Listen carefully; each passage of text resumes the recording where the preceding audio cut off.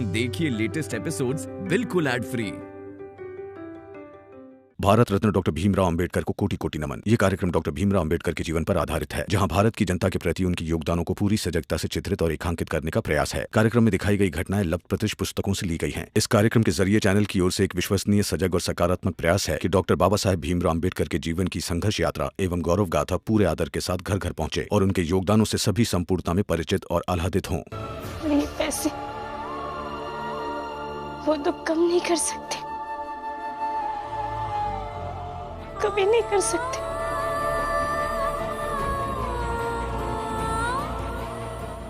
इसलिए नहीं चाहिए मुझे ये पैसे। रख लीजिए आप सब, बांट लीजिएगा। हर औरत को ऐसा पति चाहिए होता है जो उसके साथ रहे, उसका साथ दे, न कि ऐसा पति जो उसे बात बात पर छोड़कर चला जाए, न कि ऐसा पति जो उसे हर समय अपने पति होने की धौंस दिखाए।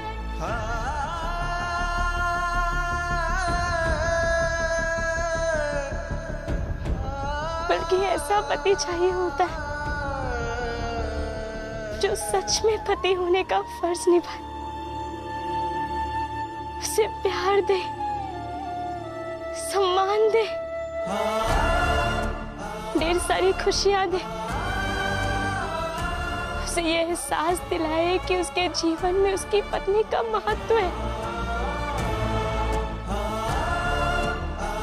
बस यही चाहिए होता है एक पत्नी को।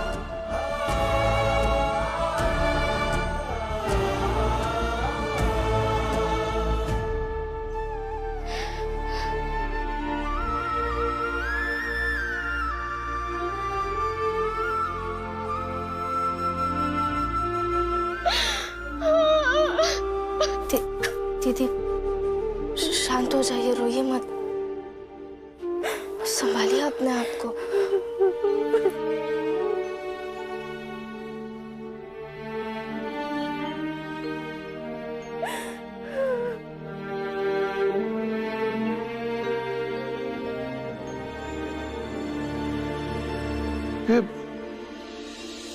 आप सब लोग ऐसे खड़े क्यों हो?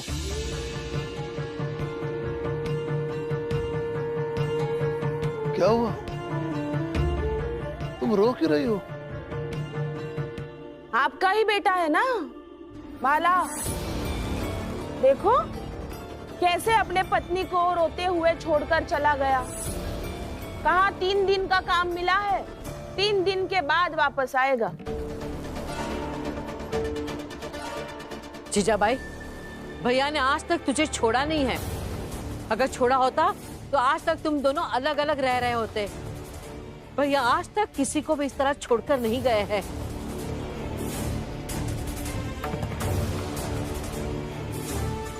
अगर औलाद बड़े होकर कुछ करे तो उसकी जिम्मेदारी माँ बाप की नहीं होती है, समझी? अरे वो सब तो ठीक है, लेकिन भीम ने जो बाला के साथ शर्त लगाई थी उसका क्या होगा? अब बाला भी यहाँ नहीं है, और अगर मान लो कि भीम ये शर्त हार जाता है तो क्या बाला की पत्नी ऐसे ही जीवन भर बाला से मार खाती, रोती, बिलखती, घुट घुट कर जिएगी?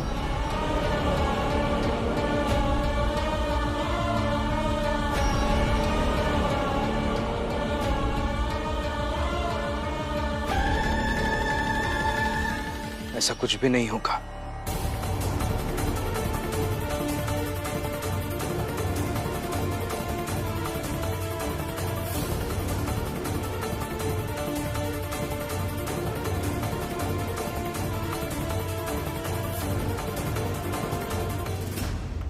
भाभी, आप हिम्मत मत हारिए। इतने दिन आपने हर मुसीबत का सामना डटकर किया है। अभी तो बस 2 दिन बाकी है और मुझे पूरा विश्वास है कि इन 2 दिनों में सब कुछ ठीक हो जाएगा।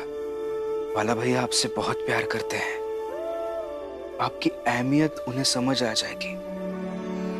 आपके प्रति जो उनका नजरिया है वो भी बदल जाएगा। बस आप रोइए मत। मैं इसलिए नहीं रो रही हूँ भी कि वो भाग गए हैं तो शर्त का क्या होगा, या फिर वो बदलेंगे या नहीं बदलेंगे, बल्कि मैं इसलिए रो रही हूँ कि वो यहाँ रहकर मेरे साथ, मेरे सामने रहकर मुझसे लड़ते, अपने आप को साबित करते कि वो सही है और मैं गलत हूँ। पर ऐसे छोड़कर भाग जाने का क्या मतलब है भी? उनका ऐसे छोड़कर चले जाना मुझे बिल्कुल अच्छा नहीं लग रहा। वो तो हमें भी अच्छा नहीं लगा भाभी। वो जब वापस आ जाएंगे तब हम उनसे बात कर ही लेंगे ना। अभी आप रोना बंद कर दीजिए, शांत हो जाइए।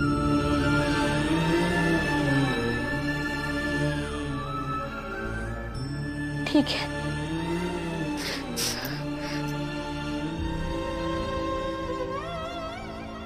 नहीं रोऊंगी, बल्कि अब मैं उन्हें ढूंढ कर लाऊंगी। अभी इतनी रात को आप कहाँ जाएंगी, कहाँ ढूंढेंगी? और वो ढूंढ कर भी नहीं मिलेंगे आपको। भीम, आज तक हर बार मैं ही उन्हें ढूंढ कर लाई हूं, तो आज भी ढूंढ कर ले आऊंगी। आज तक की बात अलग थी भाभी, आज की बात अलग है। आप नहीं ढूंढ पाएंगी उन्हें।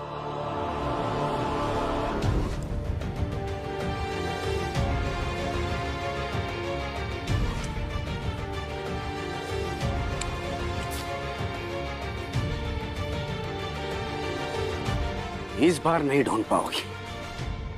हर बार की बात अलग थी। तब मैं चाहता था कि तुम ढूंढ लो मुझे, लेकिन इस बार नहीं। इस बार की बात अलग है।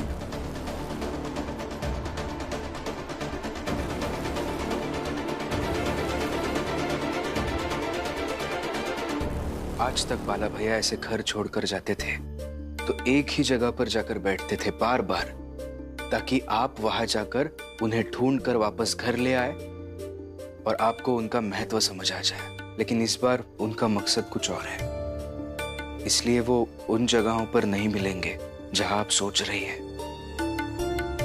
इसलिए आप चिंता मत कीजिए। और वैसे भी भाग कर जाने का मतलब ही यही है कि व्यक्ति हारने वाला है, और हारने की पहली निशानी यही है कि व्यक्ति को खुद लगे कि मैं नहीं जीत पाऊंगा। और दीदी, आप भी जीतेंगे, क्योंकि पत्नी होने के नाते अब अपने दायरे में रहकर बाला भैया के साथ अपने हक की लड़ाई डट कर लड़ रही है। और जो व्यक्ति अपने हक की लड़ाई ईमानदारी से लड़ता है ना, उसी की जीत पक्की होती है। सही कह रही है रमा। मैं आई और बुआ को खाना देकर आती हूँ। रुको, तुम मत जा। जीजाबाई जी और बुआ को इस तरह से बाहर रोकने का फैसला बाबा ने किया था, तो अभी उन्हें अंदर ले आने की जिम्मेदारी भी बाबा की ही है। बाबा जाएंगे खाना लेकर। बाबा, बाबा,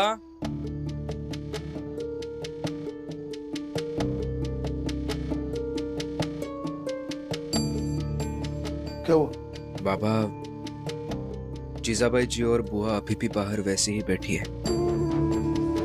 उन्होंने कुछ खाया नहीं है, हमने भी खाना नहीं खाया। मुझे ऐसा लगता है कि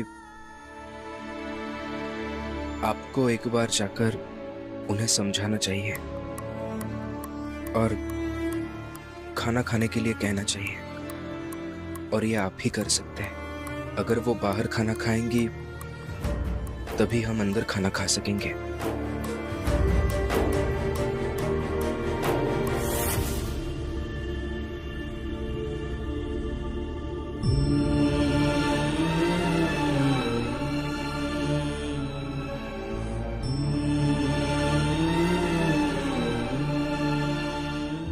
आदत हो गई है दीदी आपको मुंह फुलाने की। जब मैं वापस आ गई हूँ, आप सबको जेल जाने से बचा लिया है, तो आप क्यों इतना गुस्सा है? जीजाबाई, तूने कोई ऐसा नहीं किया है हम पर। हम सब पर झूठा इल्जाम लगाते हुए तुझे शर्म भी नहीं आई? उस दिन जब भैया बीमार थे तो उन्हें देखने आई और आकर तू क्या कहती है कि अब मैं तुम सबको कोर्ट में देखूंगी? ऐसे कैसे कर सकती है तू? ऐसे कैसे हो सकती हूँ मतलब? शादी करके जब इस घर में आई तब आप ही के भैया ने बोला था कि हमारा कोई बच्चा नहीं होगा, तब मैंने कुछ नहीं बोला। और आज मैंने अपने खुशी के लिए कुछ मांग लिया तो मैं बुरी हो गई। वाह दीदी, आप लोगों ने कभी मुझे इस परिवार का हिस्सा समझा ही नहीं, और अगर समझा होता ना तो आज ये नौबत कभी नहीं आती। जीजाबाई बस,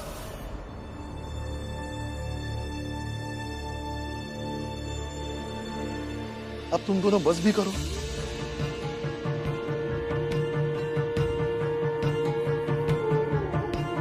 लो, खा लो।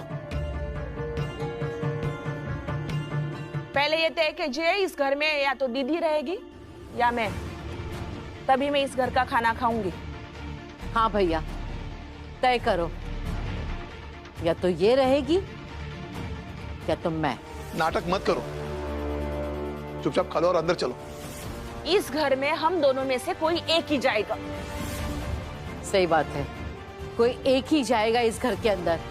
तय करो, या तो जीजाबाई जाएगी या तो मैं।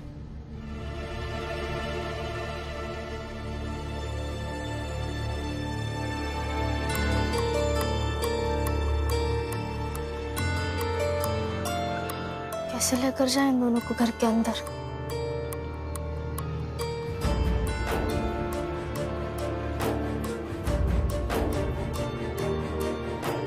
इन्हें लाने की कोई जरूरत नहीं, बाहर ही रहने दो।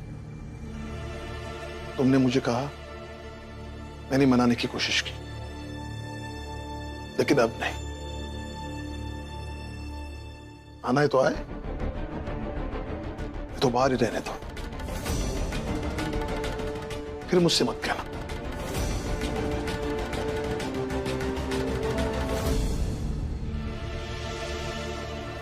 आई आई, चादर निकाल दो ना, आज ठंड लगेगी सोने में।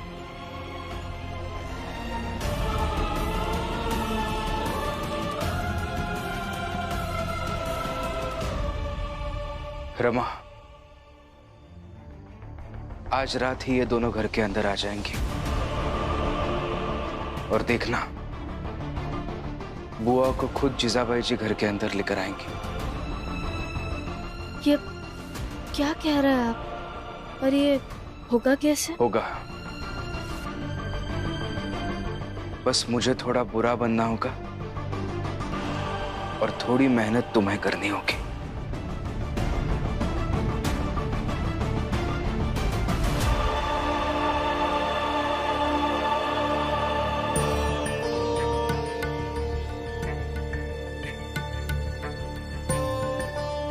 लक्ष्मी, लाओ मैं बाहर रख देता हूँ। अरे नहीं नहीं, इन्हें मैं सुबह जल्दी उठकर साफ कर दूंगी। अभी सो जाती हूँ, पैर भी दर्द कर रहे हैं। सुबह तक जब पैर के दर्द ठीक हो जाएंगे तो काम ढूंढने भी जाऊंगी। कुछ दिनों से ना काम ढूंढने जा पा रही हूँ और पैसे भी नहीं है। लक्ष्मी, ये कसम वापस ले लो ना। नहीं,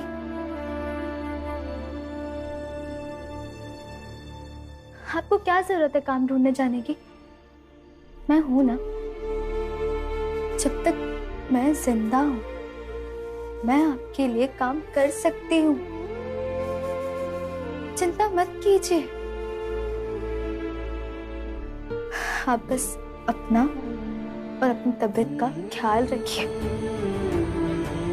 एक बार आपकी तबीयत ठीक हो जाएगी ना, फिर आप जाइएगा काम ढूंढने, मैं नहीं रुकूंगी, पक्का। और हाँ, मैं कोई कसम वसम वापस नहीं ले रही हूँ, उल्टा मैं अपनी कसम को दोहरा रही हूँ कि आपको मेरी कसम है, आप बाहर काम ढूंढने नहीं जाएंगे, नहीं जाएंगे।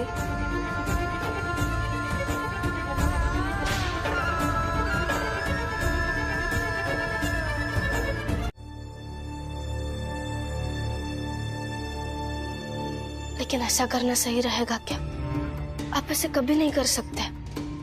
दीजिए ना, मैं कंबल लेकर जाती हूँ। नहीं रमा, तुम्हारे जाने से असर नहीं होगा। मैं जाऊंगा तभी असर होगा। चिंता मत करो, तुम रुको यही, मैं आता हूं।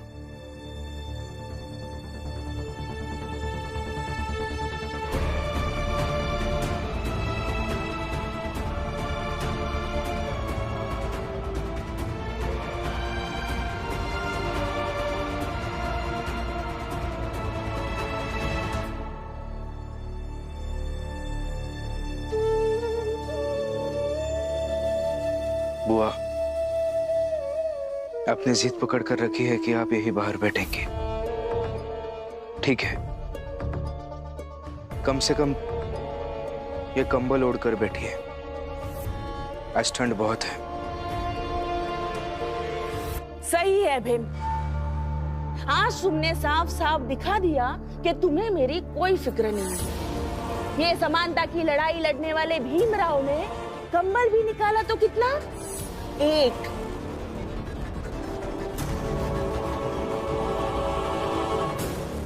अरे कहाँ हो रमा, करुणा, भीम के बाबा? आओ आओ, बाहर आओ। आओ। देखो, तुम लोग सब कहते थे भीम सबके बारे में बहुत सोचता है। क्या खाक सोचता है? जीजाबाई जी, माफ कर दीजिए। आप लोगों के बीच सब कुछ सही करने का यही एक तरीका मुझे समझ आया। देखो, लेकिन देखने के बाद कोई कुछ नहीं बोलेगा, क्योंकि भीम ने जो किया है वो हमेशा सही ही किया है ना?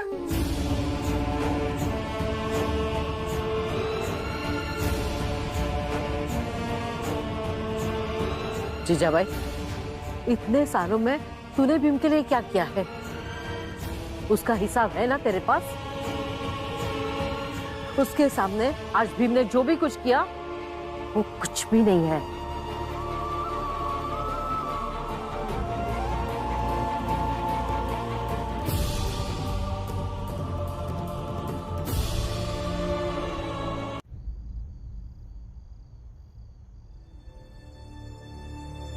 अरे जाओ जाओ, एक रात में ठंड से मर नहीं जाऊंगी। कल सुबह कोई ना कोई इंतजाम कर ही लूंगी। और आपको आज भी अपने बेटे की कोई गलती नहीं दिखाई दे रही ना?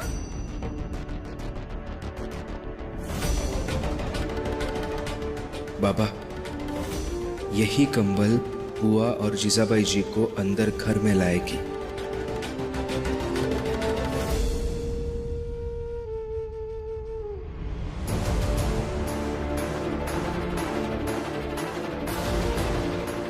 भीम ने क्या सोच रखा है कि एक कंबल इन्हें घर के अंदर ले आएगी?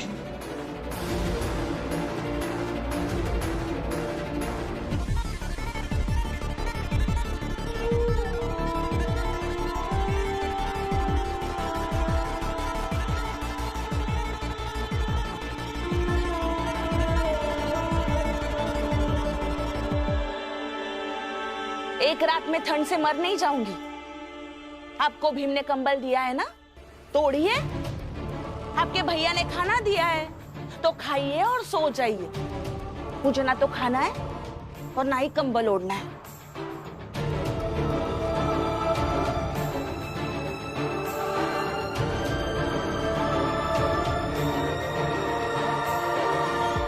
जीजाबाई, भैया ने खाना हम दोनों को दिया था। जीजाबाई, अगर तू खाए बिना नहीं मरेगी तो मैं भी नहीं मरूंगी। मुझे भी नहीं खाना है।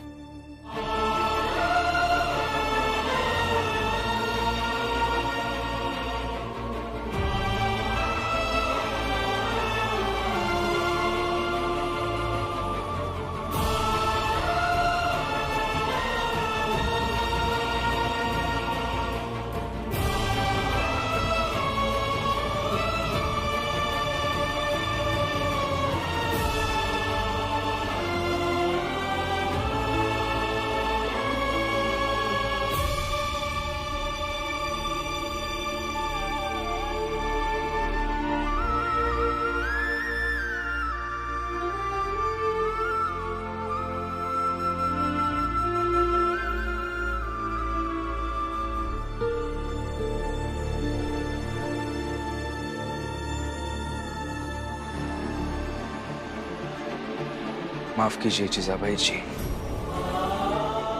मैंने सिर्फ बुआ को कंबल उड़ाया, आपको नहीं। लेकिन अभी इस वक्त यही करना जरूरी था।